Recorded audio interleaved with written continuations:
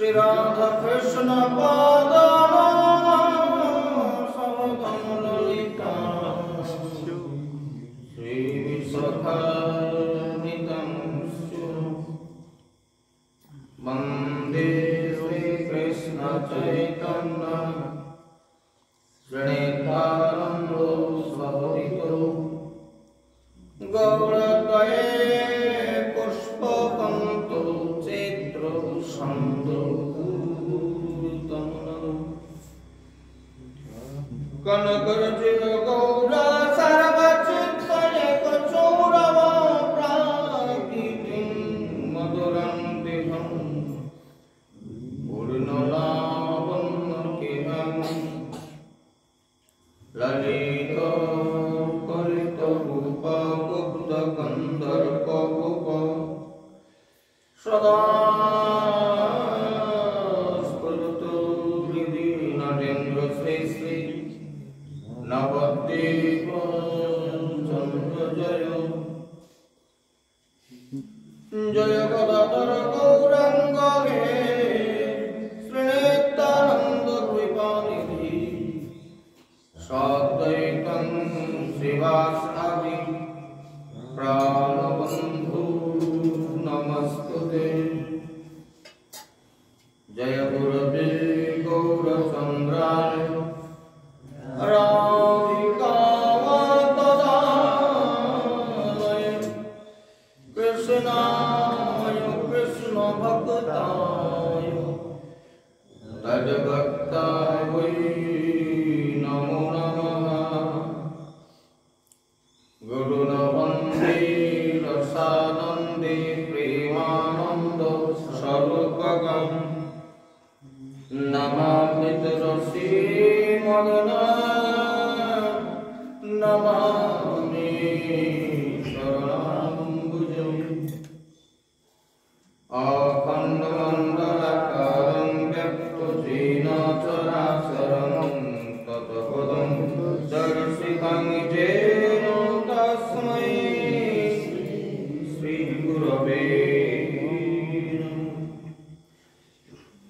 Namo Mahabhadanaya Krishna Vema Pradayate Krishnaya Krishna Chaitanya Namane Gaurati Sri Namo Vrindavai Tulasi Devai Prayavai Kesava Sacha Krishna Bhakti Pradeti Sattvatte Vanchakalpatarurvasya Kripa Sindhu Bhakti-vaca Patitanam Pavanebhyo Shri Guru Vaishnavebhyo Namo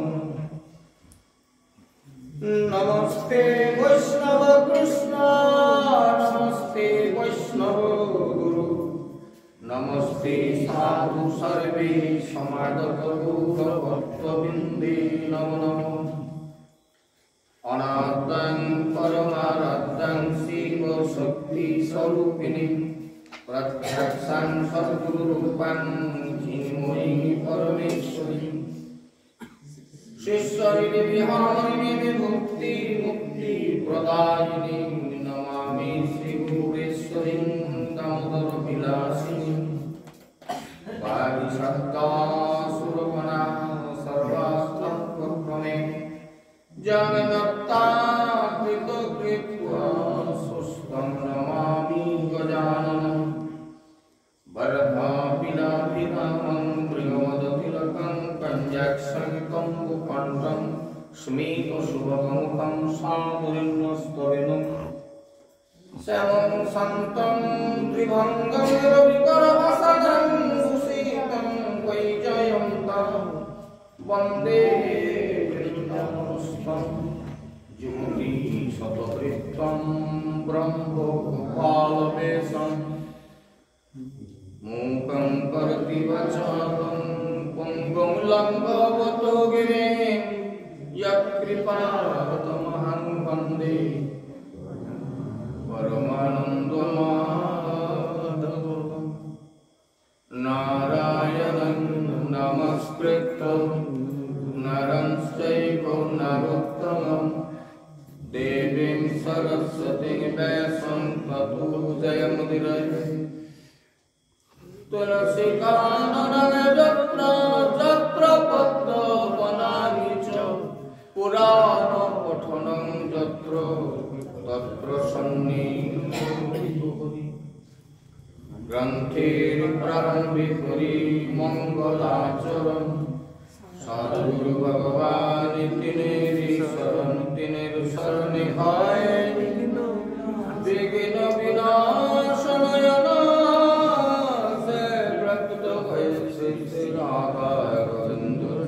जय जय प्रेमानंदे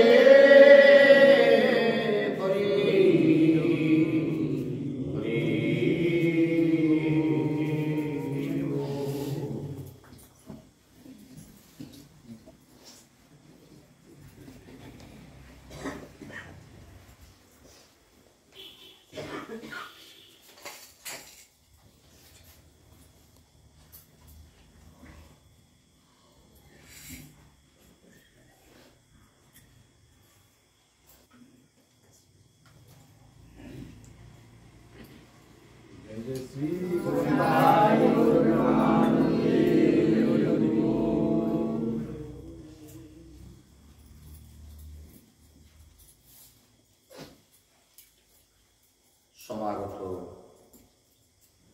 परम पूज्यपाद श्री श्री गौरादि भक्त वैष्णव वृंद श्री राधा गोविंद श्रीपाद पद्माश्रयकारी तथा गौर गोविंदर लीला रस कथा शोभामृत आस्वादन पिपासु रसिक भाव भक्त वृंद এবং আমার মাতৃস্বরূপিণী ভক্তিমতী মাতৃমণ্ডলী সবাইকার চরণ কমলে এই অধীনের ষষ্ঠ দানবত্নটি গ্রহণ করুন সবাই শ্রী গুরু নিতাই গৌরানন্দে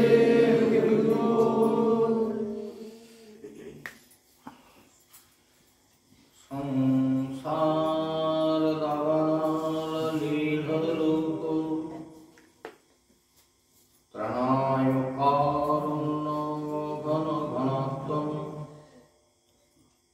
প্রাপ্তস্য কল্যাণ গুণার্ণবস্য বন্দে গুরু শ্রীচরণারবিন্দম। এই সংসার দাবানলের হাত থেকে একান্তভাবে যিনি মুক্তি প্রদাতা শ্রী গুরুদেব, যার কৃপা করুণা না হলে কোনোদিন এই ভজন জগতে প্রবেশ করা যায় না। আমার পরমারাধ্য শ্রী গুরুদেব নিত্যধাম প্রবিষ্ট শ্রী শ্রী নারায়ণ চন্দ্র দেব প্রভুপাদ স্বীকার করতে আমার সকলে ধন্যবাদ প্রণাম। নিত্যধাম প্রবিষ্ট পিতৃদেবের চরণে আমার প্রণাম, আমার মাতৃদেবীর চরণে প্রণতি। আমার নিত্য সেবিত সেবিক শ্রী শ্রী শ্রী শ্রী শ্রী শ্রী রাধারাম শ্রীপাদ পদ্মে আমার সকলে ধন্যবাদ প্রণাম। সর্বোপরি এখন পর্যন্ত এখানে যারা উপস্থিত আছেন, পরে যারা উপস্থিত হবেন অথবা লাউডস্পিকার আমার দূরে থেকে যারা শ্রবণ করছেন, সকলের চরণে আমার কোটি কোটি কোটি কোটি কোটি কোটি ধন্যবাদ প্রণতি। আপনারা সবাইকে আশীর্বাদ করুন। শ্রী গুরু নিতাই গৌরানন্দে।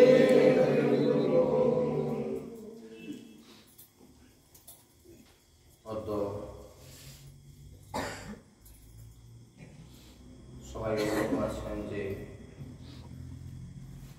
রাস পূর্ণিমা তিথি,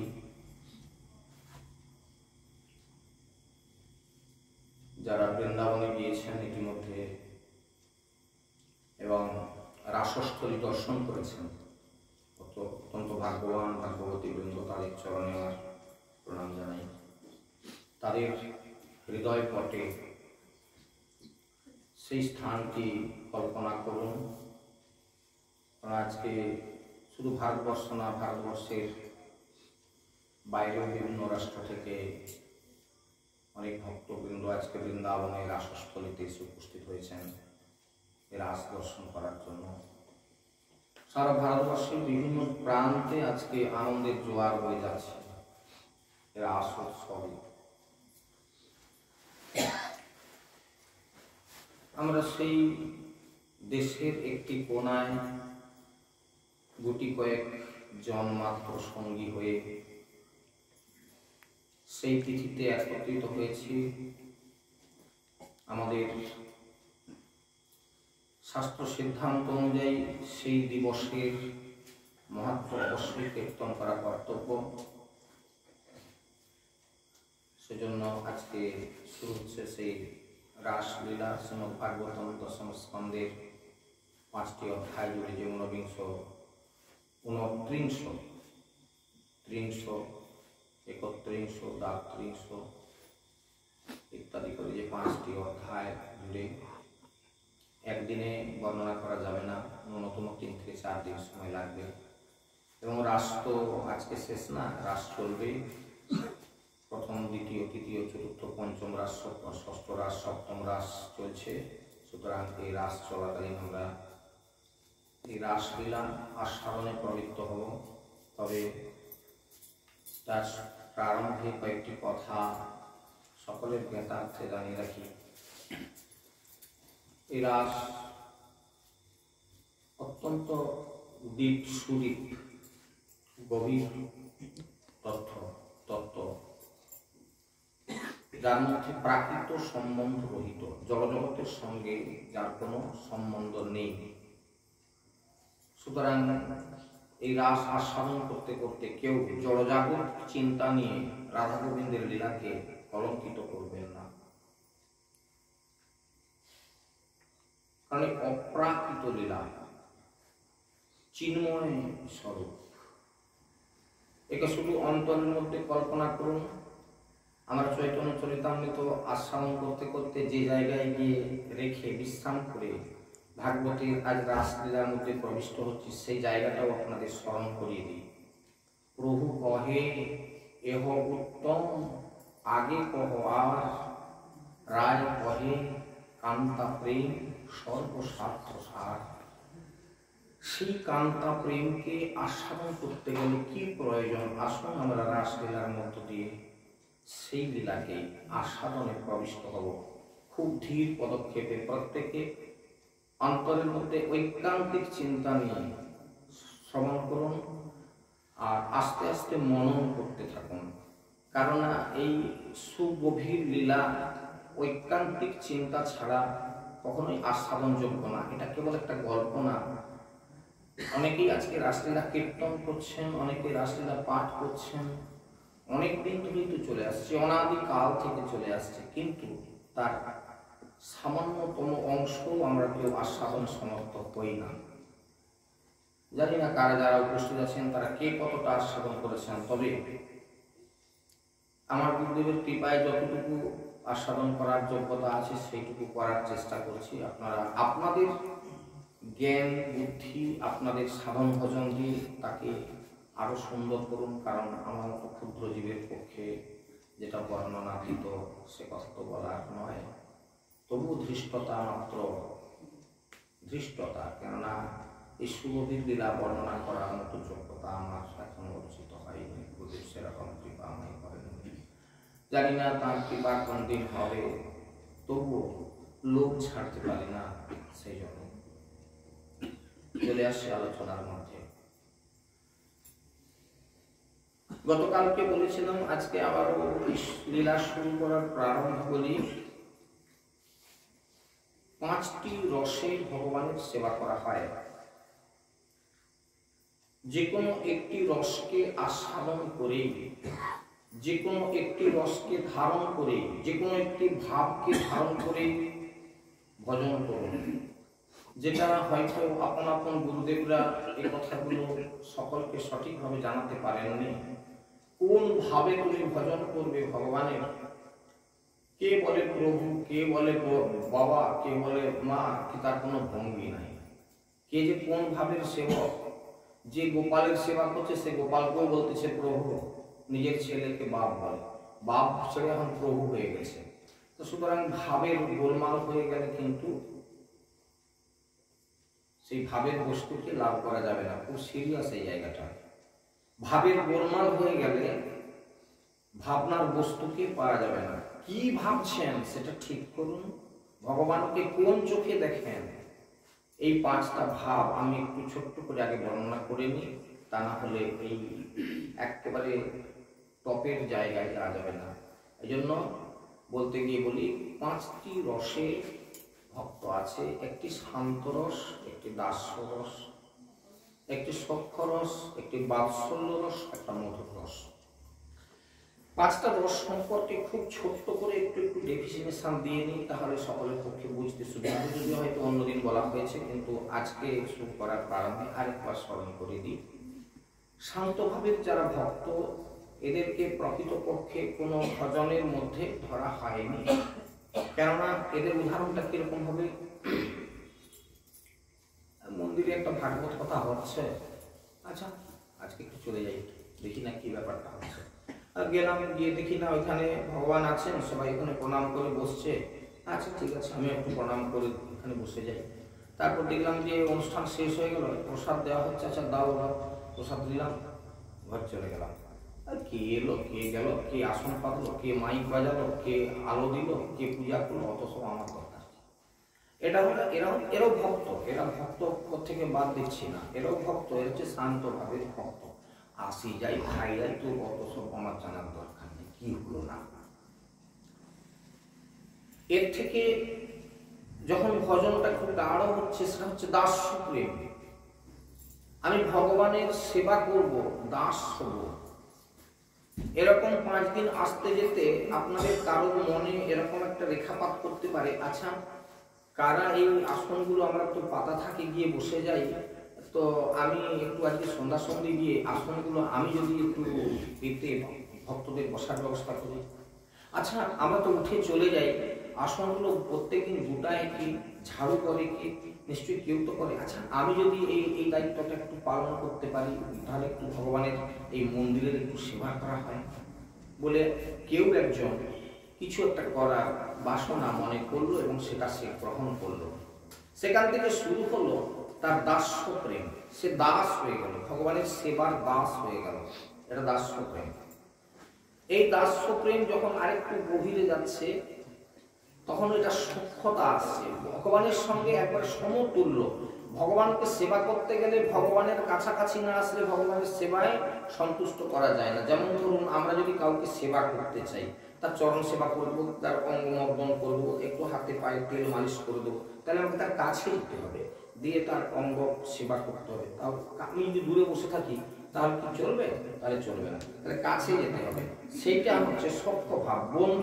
বন্ধুর সঙ্গে কাঁধে কাঁধে হাত মিলিয়ে, কাঁধে কাঁধে হাত দিয়ে পুজো দেখতে যাচ্ছে, বাজার করতে যাচ্ছে, এরকম বন্ধু দুজনে মিলে একটা কিছু কিনে খেলো, ভগবানকে এরকম বন্ধু রূপে সেবা করা, সখ্য প্রেমে সেবা করা। এবারে যে সেবার কথায় আসছি, যে ভাবের কথায় আসছি, সেটা হচ্ছে ভগবান সেবা করতে করতে ভক্তের কাছে নিজে ছোট হয়ে যেতে চায়।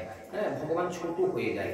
আমরা কি করি? বাৎসল্য প্রেমে, যারা গোপালের সেবা করছেন, বাড়িতে গোপাল রেখেছেন, সেবা করেন, তারা কি না বাৎসল্যময়ী মা বাবা, তারা স্বামী স্ত্রীতে সেবা করে, বাৎসল্যময়ী তারা পিতা মাতা। সুতরাং তারা গোপালকে তাড়ন ভৎসন করবে, তারা গোপালকে খাওয়াবে, গোপালকে ঘুম পাড়াবে, গোপালের অঙ্গমর্দন করবে ইত্যাদি। গোপালের কিসে সন্তুষ্ট হয় সে চেষ্টা করবে, সেটা বাৎসল্য প্রেমে। আমার একটা ছেলেকে আমি কিরকম করে মানুষ করবো? আমার ছেলেটা যদি এরকম মশা খেয়ে যায়, তাহলে তার গায়ে এরকম বিভিন্ন রোগ জ্বালা আসতে পারে, সুতরাং মশারি খাটিয়ে দিই। এইরকম ভাবনা নিয়ে বাৎসল্য প্রেমে গোপালের সেবা, তাহলে এটা কি না বাৎসল্যময়ী পিতামাতা রূপে, নিজেকে পিতামাতা রূপে, ভগবানের পিতামাতা রূপে কল্পনা করে এই সেবা, এটা বাৎসল্য। এর থেকেও গাঢ় আরেকটি রস আছে, যেটার নাম হচ্ছে কান্তা প্রেম বা মধুর রস। এই মধুর রস মানে হচ্ছে কান্তাকান্ত প্রেম, স্বামী স্ত্রীর মধ্যে যে সম্বন্ধ। এই স্বামী স্ত্রীর যে সম্বন্ধ, এই সম্বন্ধের মধ্যে কিন্তু সমস্ত রসের যে মাধুর্যগুলি, সমস্ত রসের মাধুর্যগুলি আছে।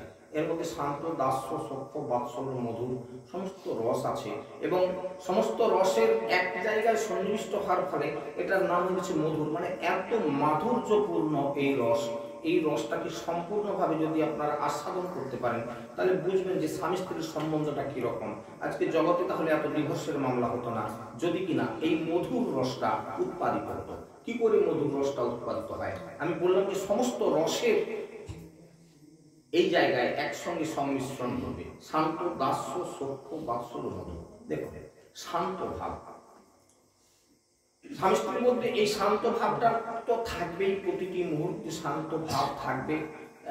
আমার তোমার জন্য আমার কি করা উচিত, আমার জন্য তোমার কি করা উচিত ইত্যাদি সম্পর্কে একেবারে প্রত্যেকে টনটনা থাকবে। এটা শান্ত ভাব হলো। দাস্য ভাব, তুমি আজকে সারাদিন খুব পরিশ্রম করে এসেছো, খুব কষ্ট হচ্ছে না, আচ্ছা আমি একটু তোমার একটু সেবা করে দিই, দাস্য ভাবে সেবা করলো। পরের দিনকে একটা পুজো দেখতে যাচ্ছে, সখ্য ভাবে হাত ধরাধরি করে দুজনে যাচ্ছে, হাসতে খুঁজতে ঢলতে ঢলতে একে অপরের গায়ে ঢলে ঢলে যাচ্ছে, কারো কিছু বলার নেই। দাস্য, বন্ধু, দু বন্ধু যাচ্ছে, বন্ধুর মতো ভাব। মেলায় গিয়ে পাঁপড় ভাজা কিনে দুজনে খাবে, বিভিন্ন দোকানে বসে একটু মিষ্টি খাবে, বন্ধু, দু বন্ধুতে গিয়েছে, সেখানে বন্ধুত্বের ভাব। অভাব আছে স্বামী স্ত্রীর মধ্যে, এরকম ঘটনা কি আমি কোনো ভুল বলছি কিনা দেখুন। তাহলে এই ভাবটা তার মধ্যে থাকে। শান্ত, দাস্য, সখ্য হলো বাৎসল্য।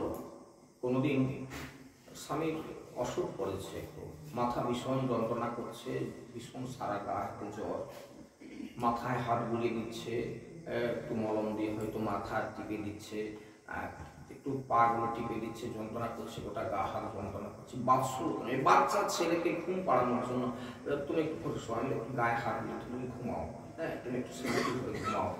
যে কথাগুলো একটু খেয়াল করুন, প্রত্যেকে একেবারে চলে যান ওই জায়গাতে, ঠিক মনন করুন যে এই যে সেবা, এটা কি না বাৎসল্য প্রেমময়ী মা যেমন করে সেবা করে, এই সেবাগুলো মধুর রসের মধ্যে থাকবে। আর মধুর রসে যেটা, সেটা কি, সেটাও সঙ্গে সঙ্গে থাকবে। যেমন কিনা আমরা দেখেছি যে শান্ত ভক্ত আসে চলে যায়, বাকি তোমার মন্দিরে কি হচ্ছে না আমার জানার দরকার নাই। যখন সে দাস্য হয়ে যাচ্ছে, তখন তার দায়িত্ব হলো না, তাহলে আমাকে 6টার আগে যেতে হবে, গিয়ে আমাকে আসনগুলো পাততে হবে, আমাকে তাহলে 9:30টার পরেও 8 ঘন্টা অপেক্ষা করতে হবে, তাহলে আসনগুলো আমি গুটিয়ে দিয়ে আসতে পারবো। বা মন্দিরে এত মানুষ প্রসাদ পেয়ে যাওয়ার পর সেই জায়গাগুলো আমার একটু ধুয়ে দেওয়া দরকার, সেটা আমি করে যাবো। তাহলে তাকে 9:30, 10টা পর্যন্ত অপেক্ষা করতে হবে, কারণ আমাদের অধিবেশন শেষ হচ্ছে 9:30টাতে, তারপরে প্রসাদ বিতরণ হবে, তারপরে আমি মন্দিরটা ধুয়ে মুছে দিয়ে যাবো। তাহলে সেই ভক্ত যদি কেউ হতে চায়, তাহলে তাকে এই কাজটা করতে হবে, এই জায়গা পর্যন্ত তাকে অপেক্ষা করতে হবে। ঠিক সেই রকম তাহলে এটা দাস্য প্রেম গেল। এবার সখ্যভাবে বন্ধু হতে চাইলে, তাহলে ভগবানকে বন্ধু করতে চাইলে ভগবানের সঙ্গে সেই রকম সম্বন্ধটা স্থাপন করতে হবে, তাহলে বন্ধু হতে পারা যাবে।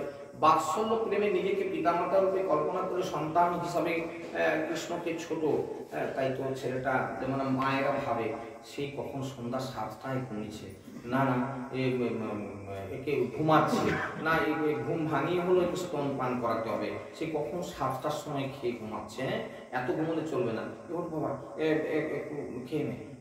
এই যে মায়ের চিন্তা, বা সেই সন্ধ্যা থেকে আমার ছেলেটা, মায়ের চিন্তা হবে এরকম, তাই তো বাচ্চাটা ঘুমিয়ে পড়লো, একে আগে মশারিটা ভালো করে টানিয়ে দিয়ে যাই, না হলে মশা খাবে।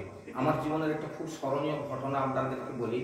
সামনে পাশের গ্রামে, মানে একটু দূরে মির্জাপুরে একটা জায়গাতে আমি ভাগবত কথা করতে গিয়েছিলাম। তো ভাগবত কথা শেষ হয়ে গেছে, সবাই প্রসাদ পেতে বসেছি।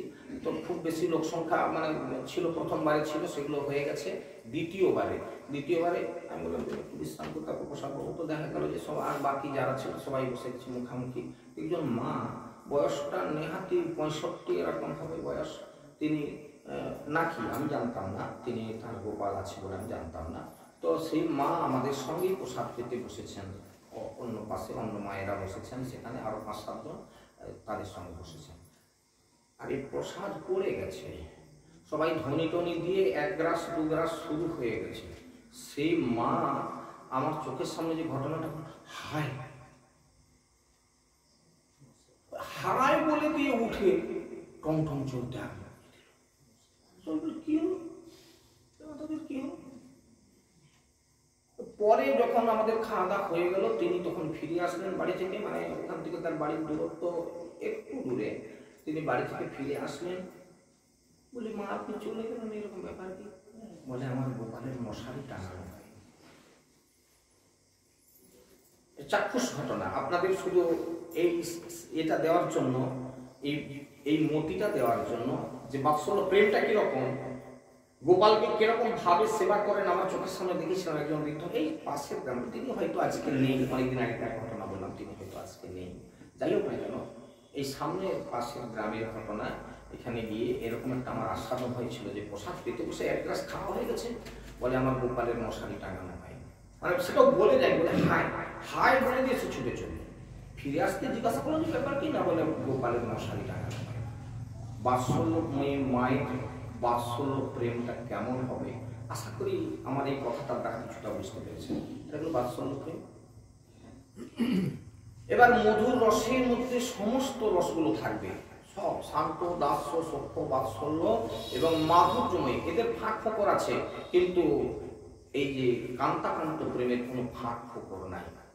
সারাদিন ধরে সে স্বামীর সেবা করলো, সারাদিন ধরে কিরকম তার পোশাক আশাক পরিষ্কার করে দেওয়া, সে কাজ করতে যাবে তাকে খাওয়া দাওয়া ঠিক টাইম মতো দিয়ে দেওয়া, অফিসে যাবে বা কাজে যাবে, মাঠে যাবে, যে যার কাজকর্ম আছে সে তার যাবে, ফিরে আসলে তাকে সেভাবে খাইয়ে দাইয়ে ঠিক গুছি গাছি তাকে খেতে দেওয়া। তারপর কি না, শয়নের পর তার সেবা করে দেওয়া। একজন সাধ্বী স্ত্রী কতটা পর্যন্ত বলা হয়েছে, এই কথাগুলো আপনারা ভারতের নারী নামক একটা গ্রন্থ আছে বাজারে, আপনারা এই গ্রন্থের মধ্যে পেয়ে যাবেন। একজন সাধ্বী স্ত্রী কিরকম করে নিদ্রা যায় জানেন তো? স্বামীর সেবা করতে করতে স্বামীর পায়ের উপরে মাথাটা রেখে দিয়ে ঘুমিয়ে পড়ে। তারপর স্বামী যখন হয়তো বাইরে ওঠে তখন সে জাগৃত হয়ে যায়। ঠিক একটা ধারণা দেওয়ার চেষ্টা করলাম। এটা হচ্ছে মধুর প্রেম, সে কোনো সময় তার কাছ থেকে ছাড়া নয়। এই জন্য রসের মধ্যে শ্রেষ্ঠ রস হচ্ছে মাধুর্য রস। আর এই মধুর রস থেকেই রাসের সৃষ্টি। এই মধুর রসটা আরো গাঢ় হলে রাসের সৃষ্টি হয়। এই রাসের প্রারম্ভিক কথাটা আপনাদের জানিয়ে দিলাম। এইবার আমরা চলে আসছি রাস। আজকের তিথি শারদীয় পূর্ণিমা তিথি। আজকে সারা আকাশ চন্দ্রালোকে এখন উদ্ভাসিত হচ্ছে। আমরা শুরু করছি শ্রীমদ্ ভাগবতম 29 অধ্যায়। সুখদেব ঋষিপাদ বর্ণনা করছেন, মহারাজ পরীক্ষিত শ্রবণ করছেন। ভগবান পিতা রাত্রি শারদফল্ল মল্লিকা বৃক্ষরংস্তুং মনশ্চক্রে যোগ মায়ামুপাশ্রিতং তদুরাজকুবকরে মুখং প্রাচ্যাপিলিম্পন্যর্ণিন সন্তময়ী সচর্ষণী নামুদগচ্ছবচো মৃজং প্রিয় প্রিয়ায়া যুবতির্হদর্শন দৃष्ट्वा কুমুদমন্দং মুখণ্ডমণ্ডলং রমাণনাভং নবকুঙ্কুমারুণং বলং চ তৎকমলগভীরং চিতং জগৌকলং ভাবং দৃশ্যং মনোহরম। মহারাজ পরীক্ষিত বর্ণনা করেছেন, এই সুখদেব ঋষিপাদ বর্ণনা করছেন মহারাজ পরীক্ষিত। এখন আমরা যে প্রসঙ্গে প্রবেশ করতে যাচ্ছি সেটা হচ্ছে শরৎ ঋতুর ঘটনা। সেটা শরৎ ঋতুর ঘটনা।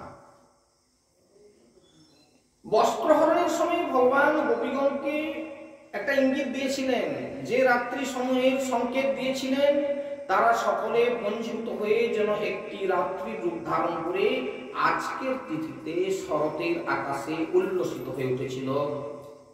শরতের যত সুগন্ধি ফুল, মল্লিকা, মালতী, জুথি ইত্যাদি, দৃष्ट्वा কুমুদমন্তং, সেই সমস্ত কুমুদ ফুলের গন্ধে আজকে সারা আকাশ বাতাস ভরপুর। যমুনা নদী থেকে একটা শীতল হাওয়া, মৃদু মন্দ সমীরণ একটি প্রবাহ হতেছিল। চারিদিকে একটা দিব্য সৌরভে যেন ভরিয়ে তুলেছিল আকাশ বাতাস। মহা উল্লাসময়ী সেই রাত্রি, যে রাত্রিটাকে কল্পনা করা হয়েছে বহু রাত্রি একীভূত হয়ে, বহু রাত্রি একত্রিত হয়ে, একটা রাত্রিতে অনেক রাত্রি একীভূত হয়ে, অনেকগুলো রাত্রি মিলিত হলে পর যে রাত্রিটা হতে পারে, কল্পনা করুন অনেকগুলো রাত্রি কিরকম।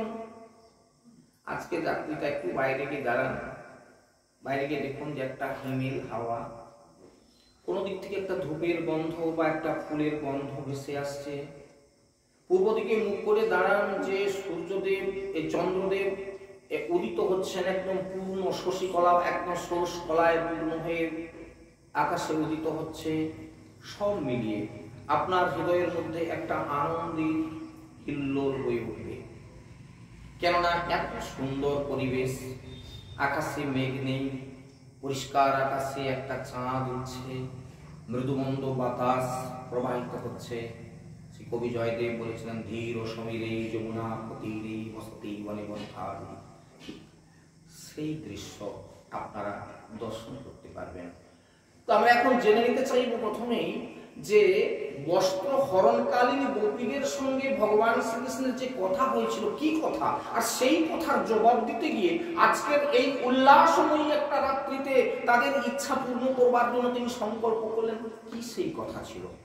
আমরা তাহলে শ্রীমদ্ ভাগবতম একটু আমরা এগিয়ে যাওয়ার চেষ্টা করি। সেটা দ্বাবিংশ অধ্যায়ে, আমরা 29 অধ্যায় থেকে একটু পিছিয়ে যাচ্ছি দ্বাবিংশ অধ্যায়ে। কেন যাচ্ছি সেখানে? সেখানে বস্ত্র হরণ এর কি ঘটনা ঘটেছিল, কেন ভগবান গোপীদের বস্ত্র নিয়েছিলেন, বস্ত্র নেওয়ার পর কি ঘটেছিল, এবং সেখানে কি কথা ছিল, যে কথাটা আজকের রাত্রিতে এসে তার প্রতিফলন ঘটছে, একটু দেখে নেওয়া যাক।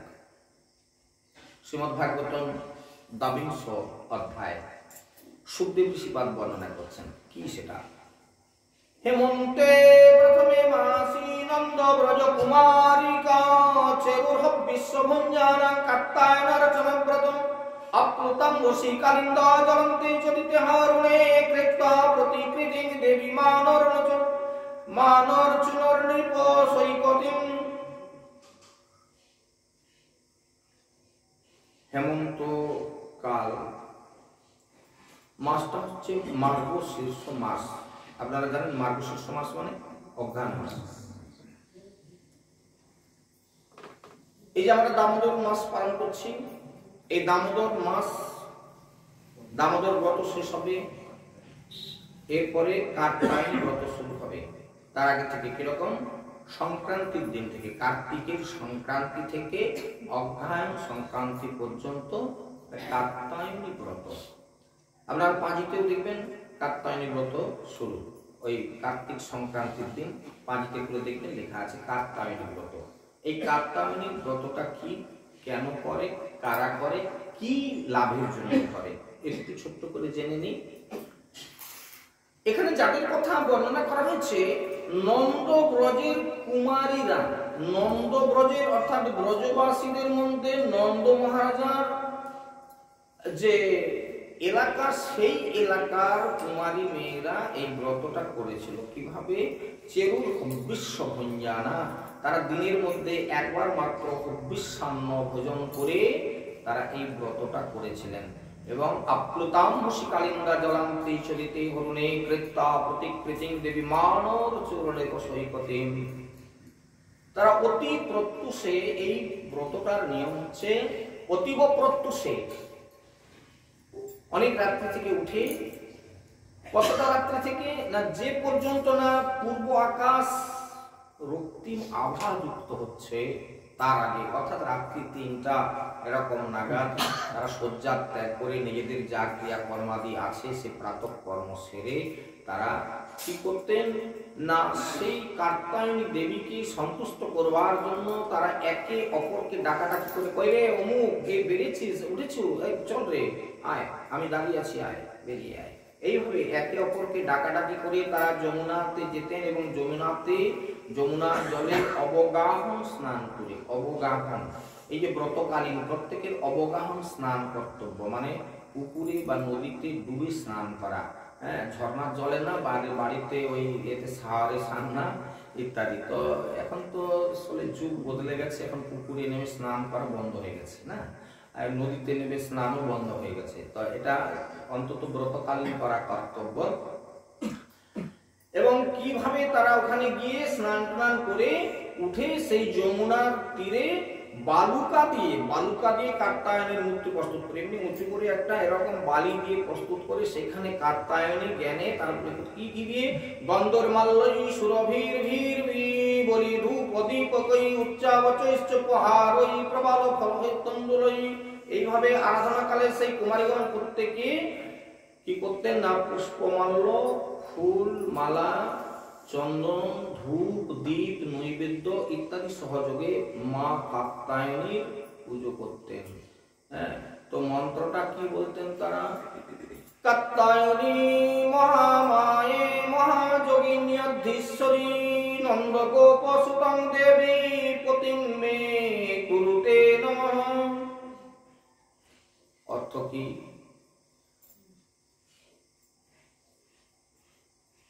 হে মহামায়ে, হে কাত্যায়নী, হে মহাযোগিনী, হে অধীশ্বরী, সকলের উপর আধিপত্যকারিণী, হে দেবী, নন্দগোপের পুত্রকে আমার প্রতিরূপে পাইয়ে দাও। এক্ষেত্রে কিছু কিছু কথা উঠবে, না এতটা ধীরে ধীরে গেলে তো লীলা শেষ করা যাবে না, তবুও যে জায়গাগুলো না ধরলে চলে না সেরকম কিছু কথা। আচ্ছা, একজনকে প্রতিরূপে পাওয়ার জন্য খুব মন দিয়ে শুনবেন জায়গাগুলো, না হলে ভাগবতের তথ্য উপলব্ধি করতে পারবেন না। একজনকেই প্রতিরূপে পাওয়ার জন্য এতগুলো মেয়ে তপস্যা করছে, কিছু বলবেন না আপনারা? এ তোমাদের কিরকম ব্রত? সবাই মিলে একসঙ্গে ডাকাডাকি করে যাচ্ছে, ডাকাডাকি করে যাচ্ছে একে অপরকে, একলা একলা যে না বা একসঙ্গে দুজন পাঁচজন জুটে গেছি কোনো ক্রমে, সেরকম নয়। একবারে ডিক্লেয়ার করে চলে সবাই বেরিয়ে পড়, আমি বেরিয়ে পড়ছি চল, ডাকাডাকি করে গেল। আর একসঙ্গে এরকম মূর্তি প্রস্তুত করে প্রত্যেকেই বলছে যে যে নন্দগোপ সুতং দেবী পতিং মে কুরুতে নমঃ। মা কাত্যায়নী, তোমার কাছে আমার প্রার্থনা, সেই নন্দনন্দন কৃষ্ণকে আমার প্রতিরূপে পাইয়ে দাও।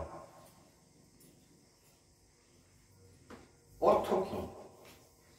আমরা আমাদের এইবারে কিনা এবারে ওই যে জড় ভাবনা এসে যায়, জড় ভাবনা আসে, প্রাকৃত চিন্তা আসে। আমাদের মেয়েরা যে যার মনের কথা প্রার্থনা করে নাকি, সেই পাড়ার সেই খগেনকে আমার পাইয়ে দাও, এরকম বলতে পারে, সেটা আলাদা কথা। কিন্তু সকালে 5 জন মিলে কি বলে যে ওই পাড়ার খগেনকে বিয়ে করবো না? তাহলে এক্ষেত্রে কি কাজ করছে? এটা ভগবানের ক্ষেত্রেই সম্ভব। এটা তাহলে এখানে পরিষ্কার একটা ধারণা আপনাদের দিই, এটা আমাদের এই জড়তা কর্তৃক বা প্রাকৃত চিন্তা থাকলে, এই যে প্রাকৃত চিন্তায় আমরা কি বলবো, একজনকে সকলে প্রতিরূপে চাই তখন এটা প্রাকৃত চিন্তা। কিন্তু অপ্রাকৃত চিন্তা কি না, সে পরমেশ্বরকে সবাই প্রতিরূপে পেতে চায়, এটা হচ্ছে অপ্রাকৃত চিন্তা। যিনি আমরা দ্বারকা লীলাতে গিয়ে দেখবো যে একসঙ্গে তিনি 16,108 জন রমণীকে নিয়ে সংসার করছে, আর আমাদের সংসারে একটা বউ টিকতে চাই। তাহলে ভগবানের সঙ্গে তুলনা করবেন না কেউ, বা ভগবানের সঙ্গে নিজেকে মিশিয়ে ফেলবেন না, বা আমাদের যদি জড়চিন্তা এসে যায় তাহলে আমরা ভুলে পড়ে যাই। কেননা জড়চিন্তা দ্বারা আমরা কি দেখলাম, একটা সংসারে একটা মেয়েকে নিয়ে সংসার করতে পারা যাচ্ছে না। আর ভগবান শ্রীকৃষ্ণ দ্বারকাতে 16,108 জন রমণীর সঙ্গে একসঙ্গে তিনি লীলা করছেন। যদি কারোর ক্ষমতা থাকে তিনি করবেন, একটা দুটা পাঁচটা বিয়ে করবেন। অনেকে চ্যালেঞ্জ করে ভগবান এত বিয়ে করছে, তো আমার দুটা করতে কি অপরাধ আছে? তো ক্ষমতা থাকে তো কর না, না কে বলছে, তো ভগবানের মতো করো। ভগবান একসঙ্গে, নারদ ঋষি যখন পরীক্ষা করতে গেলেন বলে দেখি তো এরকম লোক তো দেখিনি কোনোদিন যে একসঙ্গে 16,108টা রমণীকে নিয়ে সংসার করছে, নাকি সুখে আছে, এই কিরকম আছে দেখি। নারদ ঋষিকে প্রথম যেখানে হাজির হলো, ভগবান রুক্মিণীর পালঙ্কে ছিলেন, উঠে পড়ে ব্রাহ্মণ এসেছে, তার পাদ্যখাদি থেকে শুরু করে তার সেবা শুশ্রূষা ইত্যাদি করলেন। ঠিক আছে নারদ বলে আসি তাহলে বলে চলে গেলেন। ওখান থেকে আরেকটা জায়গায় গেলেন, সেখানে দেখেন না ভগবান সেখানে তার স্ত্রীর সঙ্গে বসে বেশ বাক্যালাপ করছে এবং রসিকের কথাবার্তা কথোপকথন হচ্ছে। নারদ ঋষি যাওয়া মাত্র ভগবান যেন দেখলেন যে তিনি হঠাৎই এলেন, আবারও নতুন করে সেই রকম পাদ্যর্ঘাদি তার প্রণাম ইত্যাদি হলো। তিনি প্রণাম করে বলেন না আরেকটু দেখি। অন্যদিকে গেলেন, সেখানে দেখলেন ভগবানকে তিনি দেবতাদের আরাধনা করছেন। সেখানে প্রণাম করে বলে আচ্ছা আরেকটু আগে দেখি, আরেকটা এতে গিয়ে দেখলেন যে একই সঙ্গে সমসাময়িক একজন এত কাজ করে কি করে, সেখানে দেখলেন যে একদম সংসার পেতে বসেছে, কতগুলো ছেলেদেরকে স্নান করাচ্ছে, তৈল মাখিয়ে দিচ্ছে, হ্যাঁ, রান্নার কিছু জোগাড় সোগাড়ে হাত মারবে। যেমন আমাদের বাড়িতে কি না, স্ত্রী রান্না করবে তো আমি একটু হাত লাগিয়ে দিই, একটু জোগাড় করে দিই, আনাজটা ধুয়ে এনে দিই, তার একটু সুবিধা হবে। ভগবান দেখা গেল সেই রকম কাজ করছে। নারদর্শী বলে সত্যি তো অবাক কথা, সমসাময়িক একই সময়ে বিভিন্ন জায়গাতে সেই একই জন বিভিন্নভাবে, আর যেখানে যাচ্ছি তিনি যেন প্রথম আমাকে দেখলেন, এর আগে দেখেননি। কি ব্যাপার? তিনি বুঝে গেলেন যে কি জিনিস ভগবানের লীলা আর প্রাকৃত লীলা কি, সেটা তিনি বুঝে গেলেন। যে তাহলে জড়চিন্তা নিয়ে এই ভাবনা করা, আমি যেটা ভেবেছিলাম যে এতগুলো বিয়ে করে কি করে সংসার করছে, তাহলে এই ভাবনা আমার ভুল। ঠিক আপনাদের কাছে আমি প্রমাণ করার জন্য এই কয়েকটি কথা মাত্র বলে খুব সংক্ষেপে বুঝিয়ে দিতে চাই যে ভগবানের লীলা হচ্ছে অপ্রাকৃত লীলা, চিন্ময় লীলা। যার মধ্যে প্রাকৃত চিন্তা থাকবে সে ভগবানের লীলাকে কোনোদিন বুঝতে পারবে না। যাদের এরকম মোটা বুঝি যে ভগবান এতগুলো নিয়ে সংসার করছে, মধ্যটা বিয়ে করতে গিয়ে গেছে, ব্যাস তিনি ভুলে পড়ে গেছেন, তার আর উঠার কোনো সামর্থ্য নাই। সুতরাং এই ভুলটা কেউ যেন না করে বসেন, এই জন্য আগে থেকে একটু সাবধান করে দিলাম। এবারে আমরা আবার আলোচনার মধ্যে চলে আসছি। এইভাবে 1 মাস ব্রত করলেন কুমারীরা, এবং মাসং ব্রতং চেরু কুমার কৃষ্ণ চেত সুভদ্র কালীন সমানর চোভয়ান্যন্য় সুতপতি। এইভাবে কৃষ্ণে নিবেদিত চিত্তা সেই বহু কুমারীরা নন্দনন্দন আমাদের প্রতি হন এই কামনা করে ভদ্রকালীর কাছে 1 মাস প্রার্থনা করলেন। ভিত্তিটা বুঝুন এবারে, শুধু প্রার্থনা হলে চলে না, এই প্রার্থনাটাকে শুদ্ধ করতে গেলে খুব মনন করবেন। এই যে আমরা ব্রতের মধ্যে এইগুলো আহার্য নিষেধ, এইগুলো করণীয়, এতটা ঘুম নিষেধ, এতটা ঘুমানোর দরকার, ঠিক সময় মতো সেবা করা দরকার। নিয়ম সেবার অর্থ হচ্ছে সময় মতো সেবা। আপনারা যারা অনেকদিন ধরে এখানে যাওয়া আসা করছেন, আমরা চেষ্টা করছি যতটা নিয়ম প্রতিপালন করা যায়। আপনারা যদি অংশগ্রহণ করে দেখেন, যারা দেখছেন তারা বুঝতে পেরেছেন যে যথা সময়ে মঙ্গল আরতিটা শুরু হয়, 8 মিনিট বাকি থাকলে আমরা চুপচাপ দাঁড়িয়ে থাকি। দেখেছেন? ঠিক সন্ধ্যা 6:30টায় আমরা শ্রীমদ্ ভাগবতম যে প্রায় আমরা শুরু করার চেষ্টা করি, 1-2 মিনিটে ধার উধার হতে পারে, কখনো সেটা 5 জন কিনে কারবার, তো কারো কোথাও একটু মিস্টেক হতে পারে, সে একটু আসবে। তা বই তো মোটামুটি একটা সময় আপনারা দেখেছেন যে শিডিউল সময় আমরা রাখার চেষ্টা করি। এটা হচ্ছে নিয়ম। এই নিয়মটা জগতের সকলকে আমি অনুরোধ করব, প্রত্যেকে এই নিয়মটা প্রতিপালন করুন। নিয়মটাই হচ্ছে সেবা, নিয়মে সেবা। আজকে 6টায়, কাল 9টায়, কালকে বাজিয়ে আসে